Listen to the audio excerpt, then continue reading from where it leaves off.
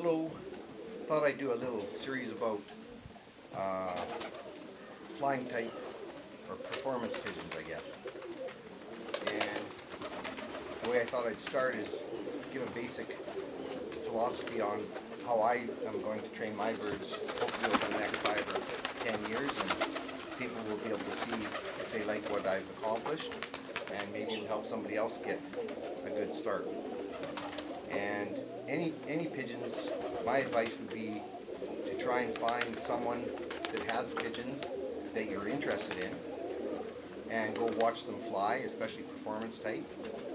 And if you see something you like, try and buy, if you can, or maybe they'll even give them to you, I'm not sure, but try and get 3 pairs of birds. Now you can go the long route and get lots of birds and breed like heck and watch from the sky, but that takes a lot more work, even feed prices and loft sizes, and with the limitations in some cities, like for instance where I am here, we're only allowed 50 birds. So what I've decided, and has worked for me, is I've got 3 really good pairs that perform in the air that I really like. So now I'm just going to breed basically off those 3 pairs, and I still will do some experiments, and I'll let them fly with the others, and if they come to the standard that I like, they might not get into the breeding program, but I will keep them and just keep trying to make the birds better. And when I say better, that's a lot to the individual. Like for instance, I'm still really into the rolling aspect, so that's why I really like Birmingham rollers. But at the same time, I like the Orientals for looks and size, and I'd like to, if you want to call it, perfect my own style of Oriental flying rollers. So keeping with the 3 pairs, the 3 pairs that I now have, I have bred myself from all my birds I started with. And basically I started with 3 pairs of Oriental rollers from one person, and then I had 3 birds imported from Holland from another person. So basically there's only 9 birds in all the birds that I have. And I don't really plan on bringing anything else in for a while because I feel I'm just finally getting to a comfortable stage. I don't have any what I call exceptionally good birds. I consider all the birds that I'm flying right now are possibly a little bit above average. And the reason I think they're above average is they don't spin deep, but they spin quite consistent and quite often. Like and I'd like to fly in 5 bird kits.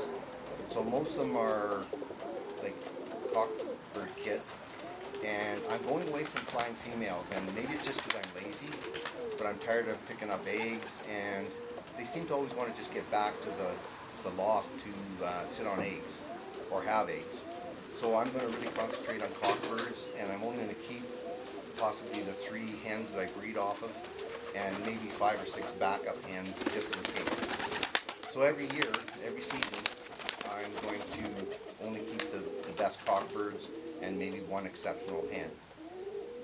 And those are far and few between anyways. So when I do get what I consider exceptional birds, they will probably, the first ones will go into the breeding program.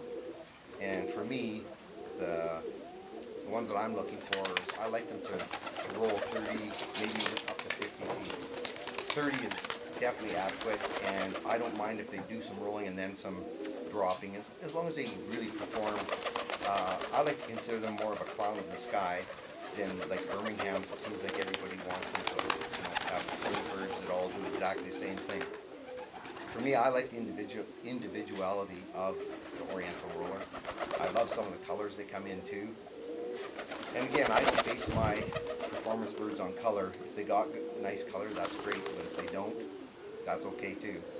I just like them having even oddball feathers, because then if you get, say, 3 or 4 blacks and you have a white feather in different positions, it's easy to tell them apart.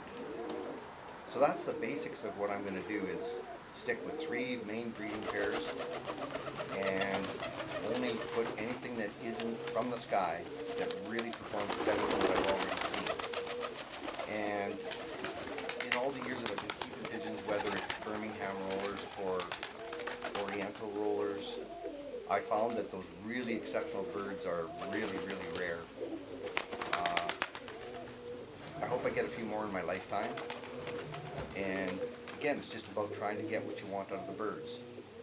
So if you can find somebody that has birds that you like, that's definitely the best way to go. Unfortunately, where I am, I had to start out with just the 3 pairs, and I took a chance, and at least they did come from a good breeder. And it's taken me a long time. Like, I've had these birds for over 10 years, and I'm just finally feeling comfortable with what I've got. Now, part of that is my own fault because I wouldn't take advice from anybody and had to try and do my own thing. And now that I've been in them for over 10 years, in fact closer to 20, I realize how just getting good quality birds from somebody makes such a difference. And then of course asking them questions, because if they're performing them too, then they know the traits of their birds. I have to admit, most of the people that I've started in this breed seem to be just casual flyers, and mainly guys that like them for color and show. So I've been a little frustrated trying to get friends in this hobby, which truly is dying. I just hope I can find somebody to take my birds when the time comes that I can't keep them, and I'm hoping that's at least another 10 to 15 years. So I'll give more details of my flying kits as we go. I just thought I'd do this kind of little series in case there's somebody that's interested in getting into these birds. And I've usually got some that I can either give away or sell very reasonable. Probably the hardest thing is the shipping costs and getting a crate and stuff set up. I'm not close to an airport, so it takes at least 2 hours or 3 hours of my time just to get them to an airport. So hopefully you can find somebody in your area that does actually fly them. I know there's quite a few in the United States and other countries. Canada seems really hardly anybody flying them, at least not many that I know of. And if you are out there and you want to make contact, please contact me. My email address will be on this video. So maybe you'll like this series, I'm not sure. It's probably more for the diehards than it, or somebody that's just getting into it. But hopefully you get something out of this. Talk to you soon.